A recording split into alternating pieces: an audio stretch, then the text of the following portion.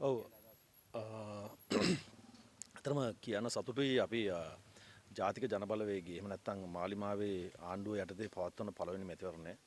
අපි දන්නවා අතරම ලංකාවේ මැතිවරණ ඉතිහාසය ගත්තොත් එහෙම අපි පහුගිය කාලේ අනුකුමාර දිසානායක සහෝදරයා මේ රටේ ජනාධිපති වෙලා කල් දමමින් තිබුණු මැතිවරණ සියල්ලම පවත්වන්න කටයුතු කරමින් ඉන්නවා. ඒක ඇත්තටම මේ රටේ ප්‍රජාතන්ත්‍රවාදයට ඊටාම සුබදායි තත්ත්වයක්. අපි දැක්කා ඊට කලින් ලංකාවේ මැතිවරණ කල් දමමින් එතකොට ජනතාවගේ ඡන්දය පාවිච්චි කිරීමේ අයිතිය ඒක උල්ලංඝනය කරමින් තමයි ඊට කලින් හිටපු පාලකයෝ මේ රටේ උන් බලයෙන් අත්පත් කරගෙන හිටියේ. ඉතින් ඒක ඒ නිසාම තමයි මේ රට එක්තරා විදිහකට රාජික තත්ත්වයකට ඇදගෙන වැටුනේ.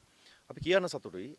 ඇත්තටම ලංකාවේ පවත්වන සාමකාමීම පළාත් පාලන මැතිවරණය තමයි මේක.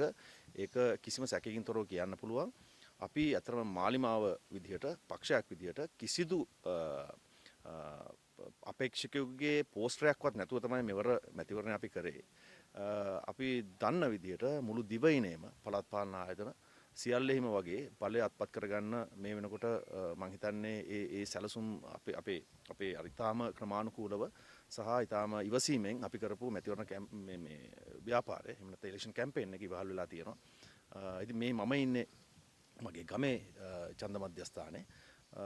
අතරම මම හිතන්නේ මිනිස්සු ඊටාම උනන්දුවෙන් තමන්ගේ ගමේ අපේක්ෂකයා තෝරගන්න කටයුතු කරමින් ඉන්නවා. ඒක සතුටට කාරණයක් අතරම ලංකාවේ මෙතෙක් ඉතිහාසයේ කවදාවත් උනන්දුවක් තිබිලා නැහැ මිනිසුන්ගේ ඡන්දවලදී.